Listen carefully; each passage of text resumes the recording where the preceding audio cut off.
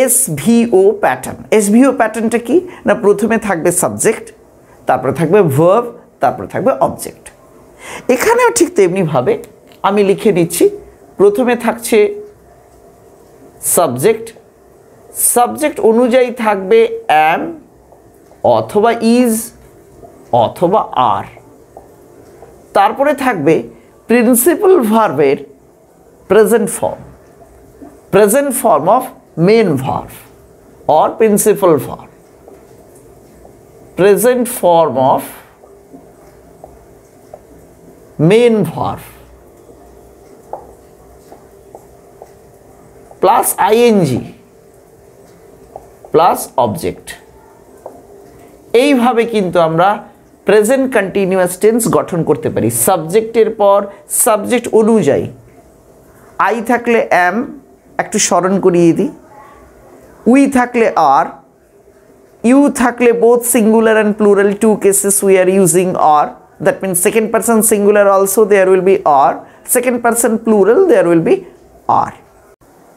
নমস্কার, সময় আপডেটসে আপনাদের সকলকে আবার একবার স্বাগতম।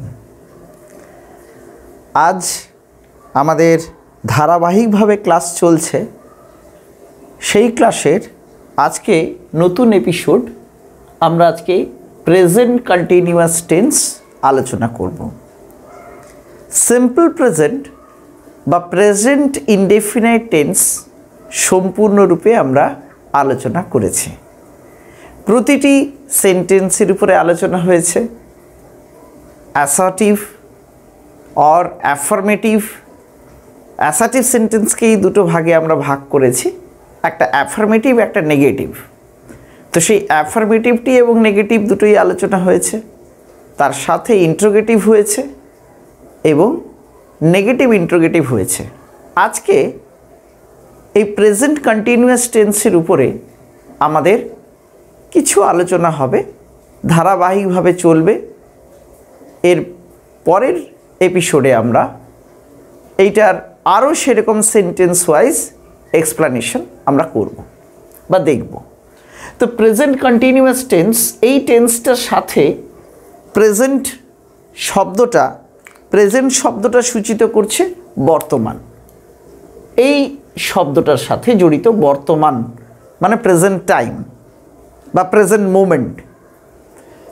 এইটার অর্থ কন্টিনিউয়াস, যেটা চলছে। আমি লিখে রেখেছি যেটা কন্টিনিউ হচ্ছে, যেটা চলছে টেন্স। তাহলে মূল ব্যাপারটা মানে প্রেজেন্ট কন্টিনিউয়াস টেন্স কখন হবে, কোন কোন ক্ষেত্রে হবে, সেই অংশটা কিন্তু পুরোটা পরিষ্কার। তার কারণ বর্তমানকালে কাজটা চলবে বা হতে থাকবে, তখনই কিন্তু প্রেজেন্ট কন্টিনিউয়াস টেন্স, কাজটা চলতে হবে। বাংলায় এই ধরনের উদাহরণ কিছু বলা যেতে পারে, যাতে করে আমাদের বিষয়বস্তুটা একটু পরিষ্কার হয়ে যায়। কীরকম? আমি খেলছি, সুমন খেলছে, তারা খেলছে, সে খেলছে। আমি ছবি আঁকছি, তারা ছবি আঁকছে, সুমন ছবি আঁকছে, সে ছবি আঁকছে। এই যে খেলা, ছবি আঁকা, কাজটা চলছে, কাজটা কন্টিনিউ হচ্ছে, সেক্ষেত্রেই আমরা কিন্তু প্রেজেন্ট কন্টিনিউয়াস টেন্স ব্যবহার করব। আমরা অনেক সময় বইতে একটু সাধু ভাষায় লেখা থাকে, বুঝতে অসুবিধে হয়। তো সব থেকে ইজিভাবে যদি টেন্সটাকে বুঝতে হয়, তাহলে ধরতে হবে কাজটা চলছে বা কন্টিনিউ হচ্ছে। তো এই টেন্স যখন বাংলায় এই ধরনের বাক্যগুলো হয়, আমি মাঠে খেলছি, তারা মাঠে খেলছে, সে মাঠে খেলছে, বা আমি ছবি আঁকছি, আমি গান গাইছি, আমরা ইংরেজি শিখছি, তারা ইংরেজি শিখছে, এই ধরনের যে বাক্যগুলো, তার ইংরেজি কিভাবে করব। তো আমি প্রথমেই আলোচনা করেছিলাম যে ইংরেজিতে বা ইংলিশে আমাদের এসভিও প্যাটার্ন। এসভিও প্যাটার্নটা কি না, প্রথমে থাকবে সাবজেক্ট, তারপরে থাকবে ভার্ব, তারপরে থাকবে অবজেক্ট। এখানেও ঠিক তেমনিভাবে আমি লিখে নিচ্ছি। প্রথমে থাকছে সাবজেক্ট, সাবজেক্ট অনুযায়ী থাকবে অ্যাম অথবা ইজ অথবা আর। তারপরে থাকবে প্রিন্সিপাল ভার্বের present form of main verb or principal verb, present form of main verb plus ing plus object। এইভাবে কিন্তু আমরা প্রেজেন্ট কন্টিনিউয়াস টেন্স গঠন করতে পারি। সাবজেক্টের পর সাবজেক্ট অনুযায়ী আই থাকলে অ্যাম, একটু স্মরণ করিয়ে দিই, উই থাকলে আর, ইউ থাকলে both singular and plural, two cases we are using are, that means second person singular also there will be are, second person plural there will be are. Third person singular is, third person plural are, that means any name, Suman, Jadu, Madhu, এদের সবার ক্ষেত্রে ব্যবহার হবে, খুবই common name এগুলো, is. আর they, boys, girls, এগুলোর ক্ষেত্রে ব্যবহার হবে আর, থার্ড পারসন প্লুরাল। তো আমি এইভাবে, তাহলে এইভাবে বাক্য গঠন করলে ইংলিশটা ঠিক এরকম লিখব, I am playing, they are playing. এবারে ক্রিকেট হলে ক্রিকেট, ফুটবল হলে ফুটবল, হকি হলে হকি, যেটা খুশি। তো এই ধরনের সাবজেক্ট অনুযায়ী অ্যামিজারের মধ্যে একটা বসবে, প্রেজেন্ট ফর্ম অফ ভার্ব বসবে আইএনজি, এবং তারপরে অবজেক্ট। আমি এখানে অবজেক্ট হিসেবে লিখছি, যেহেতু প্রথম থেকে চলছে ক্রিকেট দিয়ে এক্সাম্পল, তাই ক্রিকেট। এটাও ক্রিকেট করা যেতে পারে। এই মূলত এই আইএনজি ফরমেশন আমাদের একটা ভুল করে আমরা সব জায়গায় ব্যবহার করে ফেলি। মানে যখনই কোনো কিছু বাক্য গঠন হয় তখনই আমরা এই আইএনজি ব্যাপারটাকে গুলিয়ে ফেলি, সেই জায়গায় আইএনজি ফর্মটাকে ব্যবহার করি, কনসিয়াসলি আনকনসিয়াসলি, চেতনভাবে অবচেতনভাবে করে ফেলি। কিন্তু কখন এই ধরনের আইএনজি ফর্ম আসবে আমি এরপরে যাব, আলোচনা হবে।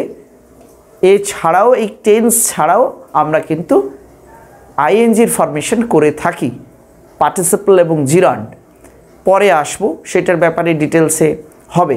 এই পর্বটা মিটে যাক, টেন্সের পুরো আলোচনা কমপ্লিট হলে আলোচনা করব জিরান্ড আর পার্টিসিপল। তারপরে যেমন হয় ভয়েস, নারেশন, ডিগ্রি, ধারাবাহিকভাবে চলবে। তো আজকে মূলত এই প্রেজেন্ট কন্টিনিউয়াস টেন্স এবং তার অ্যাফার্মেটিভ রূপটি আমরা দেখলাম যে কিভাবে হয় না, আই অ্যাম প্লেইং ক্রিকেট। এবারে যদি কেউ কি করে আই প্লেইং অ্যাম, তাহলে কিন্তু হবে না। কেন হবে না? তার কারণ সাবজেক্টের পরেই বি ভার্ব বসবে এবং তারপরে প্রিন্সিপাল ভার্বের সাথে আইএনজিটা যুক্ত হয়ে বসবে। এই হচ্ছে আমার প্রেজেন্ট কন্টিনিউয়াস টেন্সের অ্যাফার্মেটিভ সেন্টেন্স, যে ধরনের আমরা বাক্য গঠন করি। পরের দিন আলোচনা করব কিভাবে আমরা এর নেগেটিভ সেন্টেন্স গঠন করতে পারি, নেগেটিভ ইন্টারোগেটিভ সেন্টেন্স গঠন করতে পারি, সেগুলোর ব্যাপারে ডিটেলসে হবে। মূলত এই প্রেজেন্ট কন্টিনিউয়াস টেন্স আমরা লেখার ক্ষেত্রে, বলার ক্ষেত্রে বা বিভিন্ন ধরনের এক্সপ্রেশনে আমরা ব্যবহার করে থাকি এবং এটি স্পোকেন ইংলিশের ক্ষেত্রে সবথেকে অনেক বেশি এটা ব্যবহার হয়। তার কারণ বর্তমান ব্যাপারটাকেই সূচিত করছে বা ইন্ডিকেট করছে প্রেজেন্ট কন্টিনিউয়াস টেন্স। তো present continuous tense is very very important regarding our speaking, writing or any mode of expression if it is necessary. আশা করি বোঝা যাচ্ছে টেন্স সংক্রান্ত আলোচনা। আজকে শুরু করলাম নতুন একটি টেন্স, প্রেজেন্ট কন্টিনিউয়াস টেন্স। অনেক বাক্য গঠন করা যায় অনেক রকমভাবে। আমরা এখন ছবি আঁকছি বলেছিলাম, তাহলে নাও উই আর ড্রয়িং। তারা গান গাইছে, দে আর সিঙ্গিং। এই ধরনের অনেক বাক্য গঠন করা যায়। যদি নিজের মনে করে বাক্যগুলোকে একটু গঠন করে করে দেখা যায়, আমার মনে হয় শিখতে বা বুঝতে একটু সুবিধে হবে। আজ এখানেই রইলাম, আবার দেখা হবে পরবর্তী ভিডিওতে। ভালো থাকবেন, সুস্থ থাকবেন।